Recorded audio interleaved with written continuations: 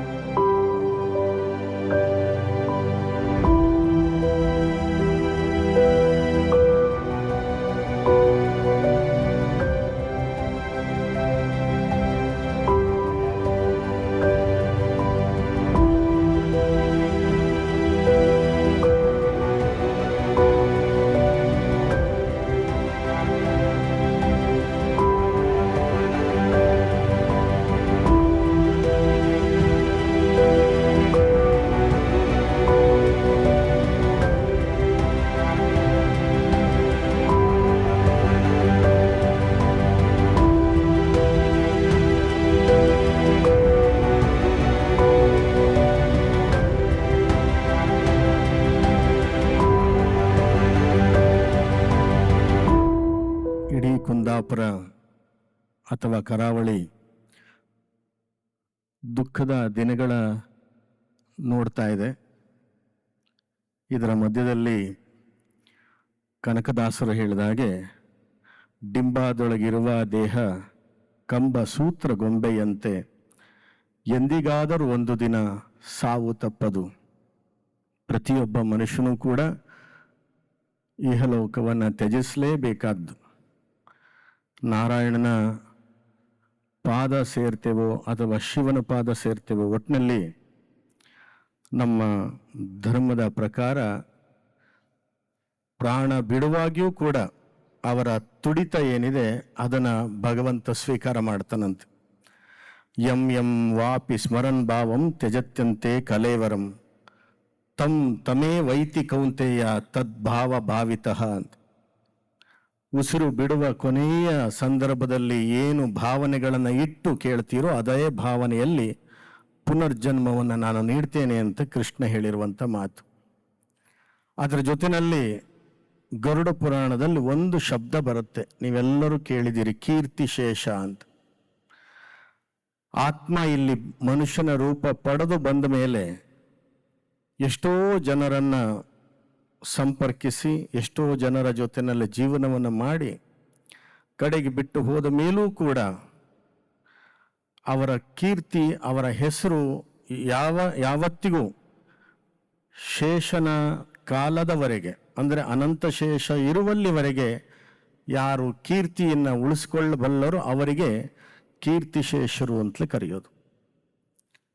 ಬಹುಶಃ ಕರಾವಳಿಯಲ್ಲಿ ಇವತ್ತಿಗೂ ಕೂಡ ಧರ್ಮಸ್ಥಳದ ಮಂಜೆ ಹೆಗಡೆಯವರಾಗಲಿ, ಸುಂದರಾಮ್ ಶೆಟ್ಟರಾಗಲಿ, TMA ಆಗಲಿ, ಎಡ್ತ್ರೆ ಮಂಜಯ್ ಶೆಟ್ಟರಾಗಲಿ, ಆ ಸಾಲಿನಲ್ಲಿ ಇನ್ನೊಂದು ಹೆಸರು ಯಾವತ್ತಿಗೂ ನಿಲ್ತದೆ ಅಂತಾದರೆ ಅದು ಬಸ್ರೂರಿನ ಅಪ್ಪಣ್ಣ ಹೆಗಡೆಯವರ ಹೆಸರು. ಪ್ರತಿಯೊಂದು ಮನೆಗಳಲ್ಲೂ ಸಹ ಅದು ಮನೆ ಮಾಡಿರ್ಬೋದಾದಂಥ ಒಂದು ಹೆಸರು.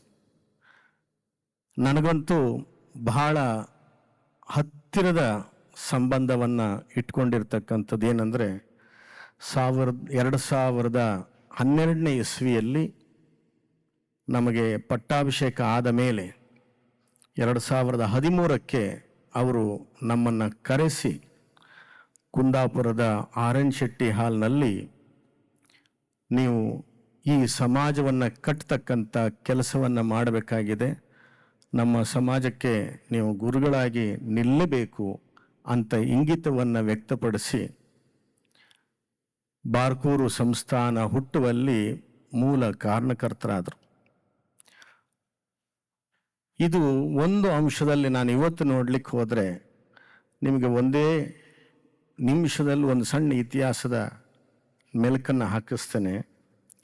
ಕ್ರಿಸ್ತಶಕ 76ರಲ್ಲಿ ಹುಟ್ಟಿಕೊಂಡಂಥ ಬಾರ್ಕೂರು ಸಂಸ್ಥಾನ ಇಮ್ಮಡಿ ಪುಲಿಕೇಶಿ ಕಾಲದಲ್ಲಿ ದಾಳಿಗೆ ಒಳಗಾಗಿ ತನ್ನೆಲ್ಲ ಮಕ್ಕಳನ್ನು ಕಳ್ಕೊಳ್ಳುವಂಥ ಪರಿಸ್ಥಿತಿ ಬಂದ ಮೇಲೆ ತುಂಗಮ್ಮ ಹೆಗ್ಗಡ್ತಿ ಅನ್ನುವಂತಹ ರಾಣಿ ಬಾರ್ಕೂರಿನಲ್ಲಿ ತುಳುವೇಶ್ವರ ದೇವಸ್ಥಾನವನ್ನು ಸ್ಥಾಪನೆ ಮಾಡಿ ಕಂಬಳವನ್ನು ಪ್ರಾರಂಭ ಮಾಡಿ ಮೈಸಂದಾಯನ ಆರಾಧನೆ ಮಾಡ್ತಾಳೆ.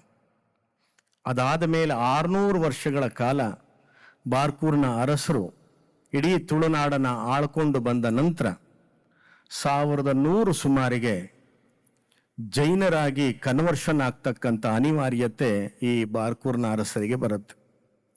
17 ಬೀಡ್ಗಳನ್ನು ಮಾಡಿ ಇದೇ ಬಾರ್ಕೂರಿನ ಅರಸರನ್ನು ಜೈನರನ್ನಾಗಿ ತುಳುನಾಡಿನಲ್ಲಿ ಜಾಗವನ್ನು ಹೊಯ್ಸಳರು ಕೊಟ್ಟರು ಅಂತ.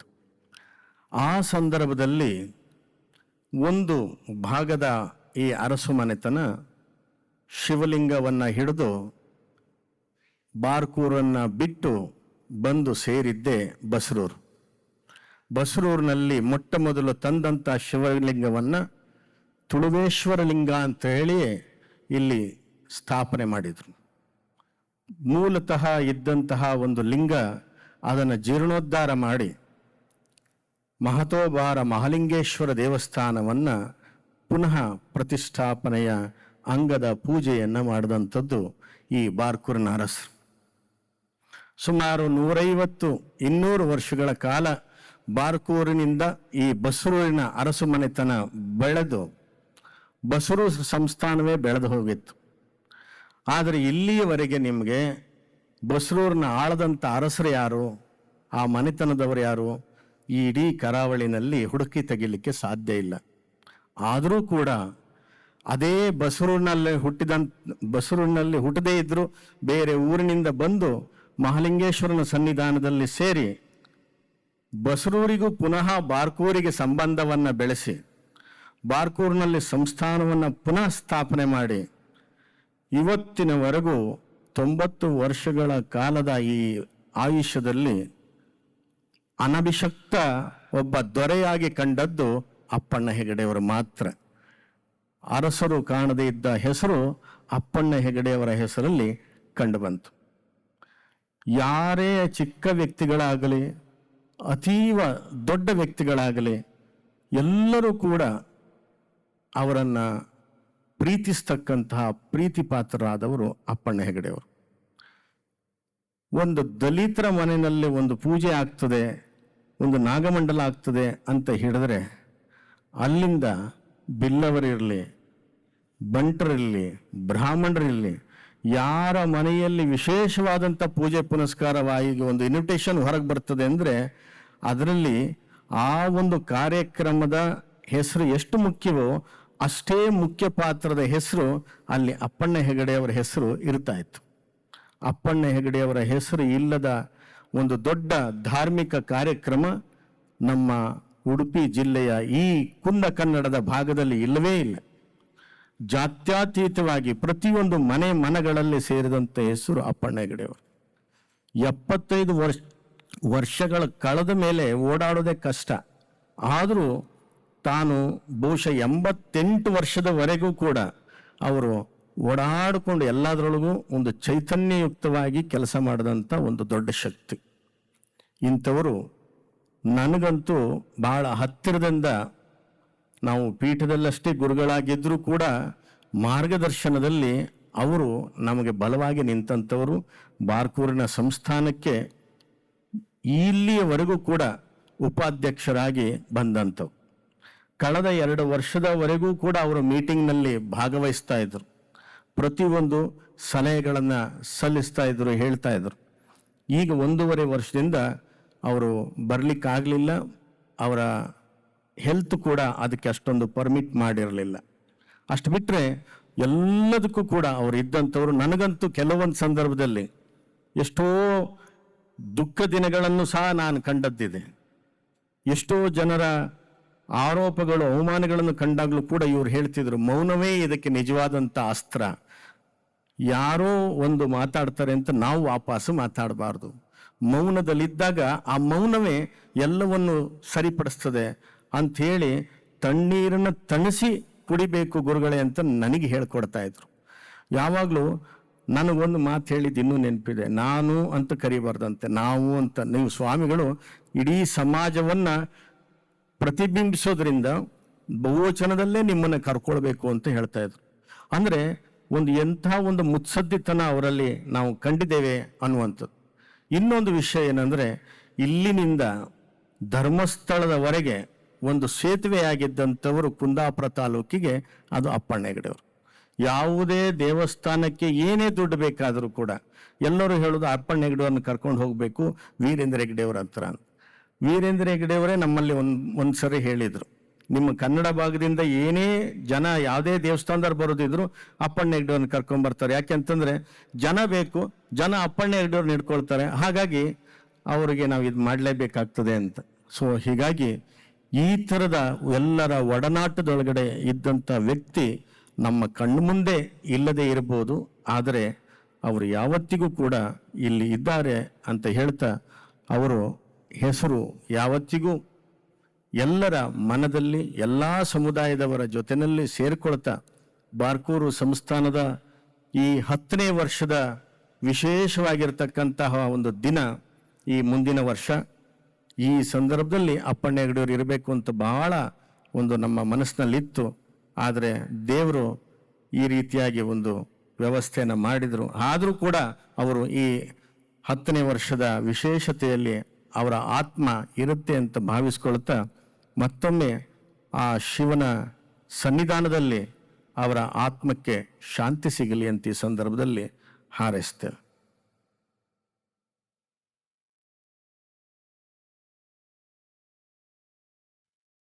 ಸಮಸ್ಯೆಗಳು ಬಂದಾಗ ಅಪ್ಪಣ್ಣ ಹೆಗಡೆಯವ್ರ ಪರಿಹಾರ ಅನ್ನೋದು ನನ್ನ ಭಾವನೆ. 1999 ಹೆಚ್ಚು ಕಡಿಮೆ 25, 26, 27 ವರ್ಷದ ಕೆಳಗೆ ನಾನು ಚುನಾವಣೆ ನಿಂತಿದ್ದೆ ಅಸೆಂಬ್ಲಿಗೆ. ನಾನು ಅತ್ಯಂತ ದುರ್ಬಲ ಆಗಿದ್ದೆ, ನನ್ನ ಪಾರ್ಟಿ ಕೂಡ ಅಷ್ಟು ಶಕ್ತಿ ಇರಲಿಲ್ಲ ಆಗ. ಆ ಸಂದರ್ಭದಲ್ಲಿ ನನ್ನ ಜೊತೆ ಓಡಾಟ ಮಾಡಿದವರು ಅಪ್ಪಣ್ಣ ಹೆಗಡೆಯವರು. ಪ್ರತಿ ಸಭೆಯಾದಾಗ ನನ್ನನ್ನು ಕರೆದು ಹೇಳ್ತಾ ಇದ್ರು, ನಿನ್ನ ಮಾತಲ್ಲಿ ವಿನೀತತೆ ಬರಬೇಕು, ವಿಧೇಯತೆ ಬರಬೇಕು, ಗೌರವದ ಶಬ್ದ ಬರಬೇಕು, ಸಭೆಯಲ್ಲಿ ಹಿರಿಯರಿದ್ದಾಗ ಈ ರೀತಿ ಮಾತನ್ನು ಎತ್ಕೊಳ್ಬೇಕು, ರೈತರಿದ್ದಾಗ ಈ ಸಮಸ್ಯೆಗಳನ್ನು ಹೀಗೆ ಮಾಡ್ಬೋದು ಅಂತ ಯೋಚನೆ ಮಾಡಬೇಕು. ಅಂದರೆ ಅಸೆಂಬ್ಲಿ ನಿಂತಂಥ ಒಬ್ಬ ಅಭ್ಯರ್ಥಿಗೆ ತನ್ನ ಅನುಭವಗಳನ್ನು ಕೊಟ್ಟು ನನಗೆ ಶಕ್ತಿ ತುಂಬಿದವರು ಯಾರು ಕೇಳಿದರೆ, ನನ್ನ ಜೀವನದಲ್ಲಿ 2-3 ಜನರ ಪೈಕಿ ಡಾಕ್ಟರ್ ಆಚಾರ್ಯರು, ಎ ಜಿ ಕೊಡಿಗೆಯವರು ಅಂಥ ಹಿರಿಯರ ಸಾಲಲ್ಲಿ ಅಪ್ಪಣ್ಣ ಹೆಗಡೆಯವರು ನಿಲ್ತಾರೆ ಅಂತ ನನಗನ್ಸಿತ್ತು. ಅನೇಕ ಸಾರಿ ಅವರ ಅನುಭವಗಳು ಮತ್ತು ಅವರು ನಡೆದು ಬಂದ ದಾರಿ, ಸಾಮಾಜಿಕವಾದಂಥ ಅವರ ವರ್ತನೆ ಮತ್ತು ಅವರು ಸಮಾಜಕ್ಕೆ ಕೊಡ್ಬೋದಾದಂಥ ಸಾಮಾಜಿಕ ನ್ಯಾಯ, ಇದನ್ನೆಲ್ಲ ಇತಿಹಾಸದಲ್ಲಿ ನಾವೆಲ್ಲ ನೆನ್ಪಿಟ್ಕೊಳ್ಬೇಕಾದಂಥ ಒಂದು ದೊಡ್ಡ ಯೋಚನೆ ಅಂತ ನನಗನ್ಸುತ್ತೆ. ಅಪ್ಪಣ್ಣ ಹೆಗಡೆ ಅಂತ ಹೇಳಿದರೆ ನಮ್ಮ ದೃಷ್ಟಿಯಲ್ಲಿ ನ್ಯಾಯವನ್ನು ತೀರ್ಮಾನ ಮಾಡುವ ಅಘೋಷಿತ ನ್ಯಾಯಾಧೀಶ ಅಂತ ಹೇಳಿ. ಯಾವುದೇ ಸಂದರ್ಭದಲ್ಲಿ ಅಪ್ಪಣ್ಣ ಹೆಗಡೆಯವರ ಹತ್ರ ಒಂದು ಪಂಚಾಯತಿಗೆ ಕಟ್ಟಿಕೊಟ್ರೆ ಎರಡೂ ಕಡೆಯವರಿಗೆ ಅನ್ಯಾಯ ಆಗದೆ ನ್ಯಾಯವನ್ನು ಮುಂದಿಟ್ಟು ಆ ಎರಡೂ ಕಡೆಯವರ ಮನವೊಲಿಸಿ ನ್ಯಾಯದಾನ ಮಾಡುವಂಥ ಗೌರವ ಅಪ್ಪಣ್ಣ ಹೆಗಡೆಯವರಲ್ಲಿ ಆ ಶಕ್ತಿ ಇದೆ ಅಂತ ನಾವು ಅಂದ್ಕೊಂಡವರು. ಅಪ್ಪಣ್ಣ ಹೆಗಡೆಯವರು ವ್ಯಕ್ತಿಗಳನ್ನು ಗುರುತಿಸುವ ರೀತಿ ಹಾಗಿತ್ತು.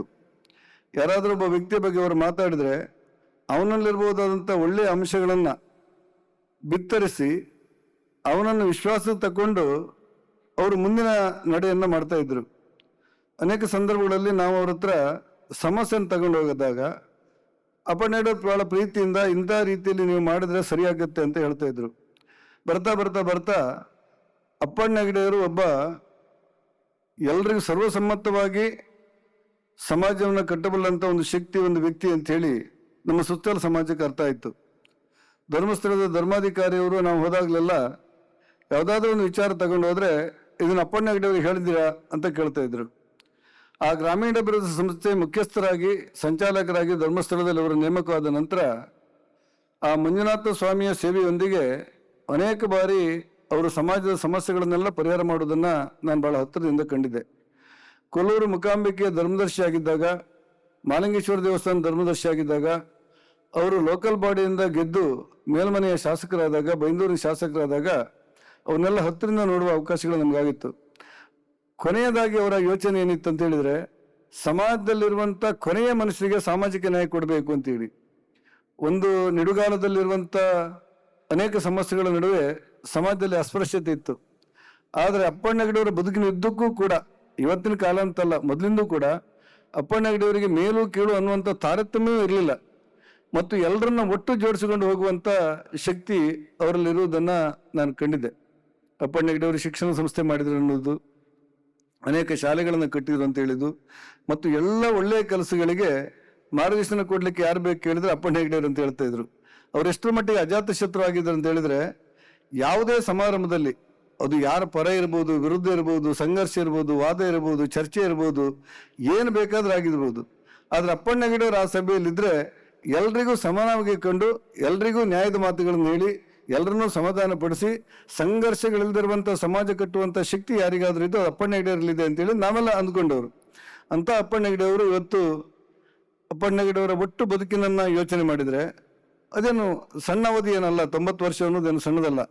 ಆದರೆ ಇನ್ನಷ್ಟು ವರ್ಷಗಳ ಕಾಲ ನಮ್ಮ ಜೊತೆ ಇದ್ದರೆ ಸಮಾಜಕ್ಕೆ ಒಳ್ಳೇದಾಗ್ತಿತ್ತು, ನಮಗಿಂತ ನಮ್ಮ ಸಮಾಜಕ್ಕೆ ಒಳ್ಳೇದಾಗ್ತಿತ್ತು ಅಂತ ಹೇಳಿ ಅವ್ರ ಬಗ್ಗೆ ವಿಮರ್ಶೆ ಬರಿತಾ ಮೊನ್ನೆ ಮಾಧ್ಯಮದೊಬ್ಬರು ಹೇಳಿದರು.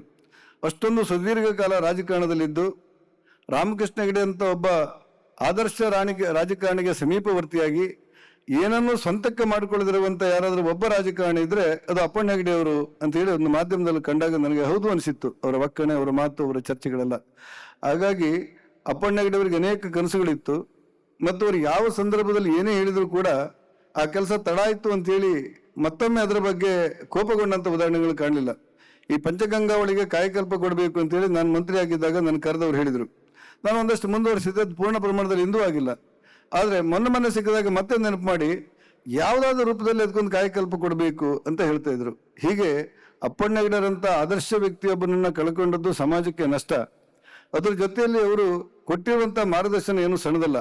ಇದನ್ನೆಲ್ಲ ನೆನಪಿಟ್ಟುಕೊಂಡು ಮುಂದಿನ ದಿನಗಳಲ್ಲಿ ಅಪ್ಪಣ್ಣ ಹೆಗಡೆಯವರ ಆದರ್ಶಗಳು ನಮ್ಮ ಸಮಾಜಕ್ಕೆ ಬರಲಿ, ನಾವೆಲ್ಲರೂ ಅವರು ಬಿಟ್ಟು ಹೋದಂಥ ಆದರ್ಶಗಳನ್ನ ಗಟ್ಟಿಯಾದ ಹೆಜ್ಜೆ ಹೊಡೆದು ಅವ್ರನ್ನ ಹಿಂಬಾಲಿಸಬೇಕಾದಂಥ ಅನಿವಾರ್ಯತೆ ಇರುತ್ತೆ. ಶಾಸಕ ಕಿರಣ್ ಕುಮಾರ್ ಕೊಡ್ಗಿ ಮೃತರನ್ನು ಸ್ಮರಿಸಿ ಭಾವಪೂರ್ಣವಾಗಿ ನುಡಿನಮನ ಸಲ್ಲಿಸಿದರು. ಜೀವನವನ್ನ ನಡೆಸಿದ ಅಪ್ಪಣ್ಣ ಹೆಗಡೆಯವರ ಒಂದು ಶ್ರದ್ಧಾಂಜಲಿ ಈ ಸಭೆ. ಅಪ್ಪಣ್ಣ ಹೆಗಡೆಯವರು ಎಲ್ಲ ಕ್ಷೇತ್ರದಲ್ಲಿ, ರಾಜಕೀಯ ಕ್ಷೇತ್ರ ಇರ್ಬೋದು, ಧಾರ್ಮಿಕ ಕ್ಷೇತ್ರ ಇರ್ಬೋದು, ಶೈಕ್ಷಣಿಕ ಕ್ಷೇತ್ರ ಇರ್ಬೋದು, ಎಲ್ಲ ಕ್ಷೇತ್ರದಲ್ಲಿ ಸಹ ಒಂದು ಸಾಧನೆಯನ್ನು ಮಾಡಿದ ಸಾಧಕ ಅಂತ ಹೇಳಿದರೆ ಖಂಡಿತ ತಪ್ಪಾಗಲಿಕ್ಕಿಲ್ಲ. ಅವರು ನಾವೆಲ್ಲ ಚಿಕ್ಕಂದಿನಿಂದ ಅಪ್ಪಣ್ಣ ಹೆಗಡೆಯವರನ್ನು ನೋಡಿದವರು. ಇಲ್ಲೇ ವಿದ್ಯಾಭ್ಯಾಸವನ್ನು ಮಾಡುವಾಗ ಸಣ್ಣ ಮಕ್ಕಳಿಂದ ಹಿಡಿದು ವೃದ್ಧರಿಂದಾಗಿ ಎಲ್ಲರೂ, ಪ್ರಾಯದವರು ಎಲ್ಲರೂ ಅಪ್ಪಣ್ಣ ಹೆಗಡೆಯವರು ಅಂತ ಹೇಳಿದರೆ ಅಷ್ಟು ಆತ್ಮೀಯತೆ. ಯಾರು ಸಹ ಅಪ್ಪಣ್ಣ ಹೆಗಡೆಯವರ ಹತ್ರ ಹೋಗಬೇಕಾದ್ರೆ ಅವರಿಗೆ ಯಾವ ರೀತಿಯ ಜನ ಬೇಡ, ನೇರವಾಗಿ ಅಪ್ಪಣ್ಣ ಹೆಗಡೆಯವರನ್ನು ಸಂಪರ್ಕ ಮಾಡಿ ಯಾವುದೇ ಕೆಲಸ ಇದ್ದರೂ ಒಂದು ಆತ್ಮೀಯತೆಯಿಂದ ಅವರ ಕೆಲಸವನ್ನು ಮಾಡಿಕೊಡ್ತಿದ್ದವರು ಅಪ್ಪಣ್ಣ ಹೆಗಡೆಯವರು. ರಾಜಕೀಯವಾಗಿ ಅವರು ಬೈಂದೂರು ಕ್ಷೇತ್ರದ ಶಾಸಕರಾಗಿ, ಅದಲ್ಲದೆ ಸ್ಥಳೀಯ ಸಂಸ್ಥೆಗಳಿಂದ ಚುನಾಯಿತರಾಗಿ ಒಂದು ಅವಧಿಯಲ್ಲಿ MLC ಆಗಿ ಕೆಲಸ ಮಾಡಿದವರು. ಇವತ್ತಿನ ನಾವೆಲ್ಲ ನೋಡ್ತಾ ಇದ್ದೇವೆ ರಾಜಕೀಯದಲ್ಲಿ ಸ್ವಂತಕ್ಕೆ ಏನು ಮಾಡಿಕೊಳ್ದಿದ್ದ ವ್ಯಕ್ತಿಯಲ್ಲಿ ಒಬ್ಬರು ಅಪ್ಪಣ್ಣ ಹೆಗಡೆಯವರಂತ ಹೇಳಿದ್ರೆ ಸಹ ತಪ್ಪಾಗಲಿಕ್ಕಿಲ್ಲ. ನಿಸ್ವಾರ್ಥದಿಂದ ರಾಜಕೀಯವಾಗಿ ಸೇವೆಯನ್ನು ಸಲ್ಲಿಸಿದವರು. ಗೀತಾನಂದ ಫೌಂಡೇಶನ್ ಪ್ರವರ್ತಕರಾದ ಶ್ರೀ ಆನಂದ್ ಸಿ ಕುಂದರ್ ದಿವಂಗತ ಅಪ್ಪಣ್ಣ ಹೆಗಡೆಯವರ ಸಾಮಾಜಿಕ ರಾಜಕೀಯ ಸಾಧನೆಗಳ ಬಗ್ಗೆ ಗೌರವಪೂರ್ಣವಾಗಿ ಮಾತನಾಡಿದರು. ನಾವೆಲ್ಲರೂ ತಿಳಿದಂತೆ ಹುಟ್ಟು ಆಕಸ್ಮಿಕ, ಸಾವು ನಿಶ್ಚಿತ. ನಾವೆಲ್ಲರೂ ಅರಿತವರೇ ಅದನ್ನು. ಆದರೆ ಆ ಹುಟ್ಟು ಸಾವಿನ ಮಧ್ಯ ನಾವು ಯಾವ ರೀತಿ ಬದುಕಿದ್ದೇವೆ, ನಾವು ಏನು ಸಾಧನೆ ಮಾಡಿದ್ದೇವೆ, ಎಷ್ಟು ಜನರ ಪ್ರೀತಿಗೆ ನಾವು ಪಾತ್ರರಾಗಿದ್ದೇವೆ, ಎಷ್ಟು ಜನರ ಕಣ್ಣೀರು ಒರೆಸಲಿಕ್ಕೆ ನಾವು ಸಹಕಾರಿಯಾಗಿದ್ದೇವೆ, ಯಾವ ರೀತಿಯಲ್ಲಿ ನಮ್ಮ ಜೀವನವನ್ನು ಸಾಗಿಸಿದ್ದೇವೆ ಅಂತ ಹೇಳೋದು ಮುಖ್ಯವಾಗ್ತದೆ. ಅದಕ್ಕೆ ಜ್ವಲಂತ ಸಾಕ್ಷಿ ಅಂತ ಹೇಳಿದರೆ ನಮ್ಮ ಬಸರೂರು ಅಪ್ಪಣ್ಣ ಹೆಗ್ಡೆಯವರು. ನಾವು ಅತ್ಯಂತ ಪ್ರೀತಿಯಿಂದ ನಮ್ಮ ತಂದೆ ಮನೆ ಬಸರೂರೇ, ಅವರ ನಮ್ಮ ತಂದೆಯವರು ಯಾವಾಗಲೂ ಹೇಳುವುದು, ಅಪ್ಪಣ್ಣ ಹೆಗ್ಡೆಯವರು ಬಸರೂರಿನ ಒಂದು ದೇವರು ಅಂತೇಳಿ. ಯಾಕಂತ ಹೇಳಿದರೆ ಎಲ್ಲ ವರ್ಗದ ಜನರ ಪ್ರೀತಿಗೆ ಪಾತ್ರರಾದವರು, ಎಲ್ಲರ ಕಣ್ಣೀರು ಒರೆಸಿದವರು. ಯಾವುದೇ ಒಂದು ಮನೆಯಲ್ಲಿ ಒಂದು ಚಿಕ್ಕ ಪುಟ್ಟ ಸಮಸ್ಯೆ ಇದ್ದರೂ ಅಪ್ಪಣ್ಣ ಹೆಗ್ಡೆಯವರ ಒಂದು ಚಾವಡಿಗೆ ತಗೊಂಡು ಬರ್ತಿದ್ರು. ಅಲ್ಲೇ ಅವರು ಅದನ್ನು ತೀರ್ಮಾನ ಮಾಡಿ ಇಬ್ಬರಿಗೂ ಒಳ್ಳೆಯ ರೀತಿಯ ಒಂದು ಸೂಕ್ತವಾದ ಸಲಹೆ ಸೂಚನೆ ಕೊಟ್ಟು ಅದನ್ನು ಅಲ್ಲಿಯೇ ಪರಿಹರಿಸಿ ಅವರನ್ನು ಕಳಿಸ್ತಾ ಇದ್ದರು ಅಂಥೇಳಿ ನಮ್ಮ ತಂದೆಯವರು ಹೇಳ್ತಿದ್ರು. ಮತ್ತು ನಾವು ತಿಳಿದ ಮಟ್ಟಿಗೆ ನಮ್ಮ ಅಣ್ಣ KC ಕುಂದರ್ ಇರುವಾಗಲೂ ಹಾಗೆ ಅವರ ಜೊತೆಯಲ್ಲಿ ಒಳ್ಳೆಯ ಒಡನಾಡಿಯಾಗಿದ್ದರು. ಮತ್ತು ಯಾವುದೇ ಒಂದು ಸಮಸ್ಯೆ ತೆಗೆದುಕೊಂಡು ಹೋದರೂ ಅವರು ಪರಿಹಾರ ಮಾಡ್ತಿದ್ದರು. ಅಲ್ಲದೆ ಇಂತಿಂಥ ವ್ಯವಸ್ಥೆ ಆಗಬೇಕು, ಅದನ್ನು ಸರಿ ಮಾಡಿ ಅಂಥೇಳಿ ನಮ್ಮ ಅಣ್ಣನ ಹತ್ರ ಮತ್ತು ಇತ್ತೀಚೆಗೆ ನನ್ನ ಹತ್ರ ಹೇಳಿ ಅದೆಷ್ಟೋ ಸಮಸ್ಯೆಗಳನ್ನು ಅವರ ಮುಖಾಂತರ ಪರಿಹರಿಸಿದ್ದಾರೆ. ಅವರು ಬರೇ ಈ ಒಂದು ವ್ಯವಸ್ಥೆಯಲ್ಲಿ ಮಾತ್ರ ಅಲ್ಲ, ಒಂದು ಶೈಕ್ಷಣಿಕವಾಗಿ, ಸಾಂಸ್ಕೃತಿಕವಾಗಿ, ಧಾರ್ಮಿಕವಾಗಿ ಎಲ್ಲ ಕ್ಷೇತ್ರದಲ್ಲೂ ತನ್ನನ್ನು ತೊಡಗಿಸಿಕೊಂಡವರು. ಅಂತಹ ಒಬ್ಬ ಧೀಮಂತ ವ್ಯಕ್ತಿ. ಖಂಡಿತ ಎಲ್ಲರೂ ಸಾಯಲೇಬೇಕು, ಆದರೆ ಅವರ ತನ್ನ 92ನೇ ಪ್ರಾಯದಲ್ಲಿ ಈ ಲೋಕ ತ್ಯಜಿಸಿದರು, ನಮ್ಮನ್ನೆಲ್ಲ ಅಗಲಿದರು. ಖಂಡಿತ ಅದರಲ್ಲಿಯೂ ನಮ್ಮ ಮೊಗವೀರ ಸಮಾಜಕ್ಕೆ ಅವರು ಬಹಳ ಒಂದು ಆತ್ಮೀಯರಾಗಿದ್ದರು ಹೆಚ್ಚಾಗಿ. ಯಾಕಂತ ಹೇಳಿದರೆ ಈ ಭಾಗದ ಯಾವುದೇ ಒಂದು ಚಿಕ್ಕ ಪುಟ್ಟ ಸಮಸ್ಯೆ ಇದ್ದರೂ ಅಪ್ಪಣ್ಣ ಹೆಗ್ಡೆಯವ್ರ ಮನೆ ಹೋದರೆ ಅದು ತೀರ್ಮಾನ ಆಗ್ತದೆ ಅಂಥೇಳಿ ನಮ್ಮವರು ಈ ಭಾಗದವರು ಎಲ್ಲರೂ ಎಣಿಸಿದವರು. ಅದೇ ರೀತಿ ಅವರಿಗೆ ಅವರು ನಮ್ಮ ಯಾವುದೇ ಸಮಸ್ಯೆ ಇದ್ದರೂ ಅದಕ್ಕೆ ಪರಿಹಾರ ಕೊಟ್ಟವರು. ಅಂಥವರು ಇವತ್ತು ನಮ್ಮ ಜೊತೆಗಿಲ್ಲ. ಖಂಡಿತ ಅವರು ಬಿಟ್ಟೋದ ಆದರ್ಶ ಗುಣಗಳು ನಮ್ಮ ಮುಂದಿದೆ. ನಾವೆಲ್ಲರೂ ಅದನ್ನು, ಅವರು ಏನು ಆದರ್ಶ ಗುಣಗಳು ನಮ್ಮಲ್ಲಿ ಬಿಟ್ಟು ಹೋಗಿದ್ದಾರೋ ಅದನ್ನು ನಾವು ದಾರಿಯಾಗಿ ಮುಂದೆ ತೆಗೆದುಕೊಂಡು ಹೋದರೆ, ಆ ಮಾರ್ಗದಲ್ಲಿ ನಾವು ಹೋದರೆ ಖಂಡಿತ ಅಪ್ಪಣ್ಣ ಹೆಗ್ಡೆಯವರಿಗೆ ಕೊಡುವಂಥ ದೊಡ್ಡ ಶ್ರದ್ಧಾಂಜಲಿ ಆಗ್ತದೆ ಈ ಸಂದರ್ಭದಲ್ಲಿ ಅಂಥೇಳಿ ನಾನು ಭಾವಿಸ್ತೇನೆ. ಅಲ್ಲದೆ ನಮ್ಮ ಹಿಂದೂ ಸಂಸ್ಕೃತಿಯಲ್ಲಿ ಒಂದು ಆಧ್ಯಾತ್ಮಿಕ ಬಲ್ಲವರು ಹೇಳ್ತಾರೆ, ಮನುಷ್ಯ ತನ್ನ ಪ್ರಾಣ ತ್ಯಜಿಸಿದ ನಂತರ 14 ದಿವಸ ಇದೇ ಈ ಬಂಧನದಲ್ಲಿ ತಮ್ಮನ್ನು ಬಿಟ್ಟು ಹೋಗಲಿಕ್ಕೆ ಆಗದ ಒಂದು ಆತ್ಮೀಯತೆ ಅವರಲ್ಲಿ ಮತ್ತು ಕುಟುಂಬದವರು, ಅವರ ಒಡನಾಡಿಗಳಲ್ಲಿ ಇರ್ತದೆ. ಅದಕ್ಕೋಸ್ಕರ ಆ 14 ದಿವಸವೂ ಇಲ್ಲಿ ನಮ್ಮ ಸುತ್ತಮುತ್ತಲೇ ಅವರ ಆತ್ಮ ತಿರುಗ್ತಾ ಇರ್ತದಂತೆ. ಇವತ್ತು 14ನೇ ದಿವಸ ವೈಕುಂಠಕ್ಕೆ ಅವರ ಆತ್ಮ ಪಾದಾರ್ಪಣೆ ಮಾಡುವಂಥ ದಿವಸ, ವೈಕುಂಠದಲ್ಲಿ ಲೀನವಾಗುವಂಥ ದಿವಸ. ಅಂಥ ದಿವಸ ನಾವು ಇವತ್ತು ಅವರ ಸ್ಮರಣೆ ಮಾಡ್ತಾ ಇದ್ದೇವೆ.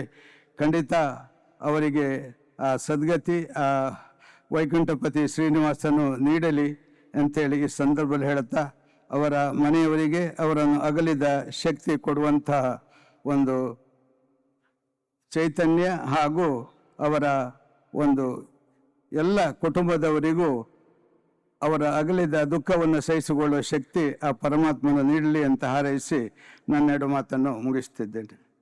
ಶಾಸಕ ಗುರುರಾಜ್ ಗಂಟಿಹೊಳೆ, ಮಾಜಿ ಸಚಿವ ಬಿ ರಮನಾಥ್ ರೈ, ಉದ್ಯಮಿ ಪ್ರಕಾಶ್ ಶೆಟ್ಟಿ ಬಂಜಾರ, ಜನಜಾಗೃತಿ ವೇದಿಕೆಯ ವಿವೇಕ್ ವಿನ್ಸೆಂಟ್ ಪಾಯಸ್, ಡಾಕ್ಟರ್ ಶಶಿಕಿರಣ್ ಉಮಾಕಾಂತ್ ನುಡಿನಮನ ಸಲ್ಲಿಸಿ ತಮ್ಮ ಅನಿಸಿಕೆ ಹಂಚಿಕೊಂಡರು.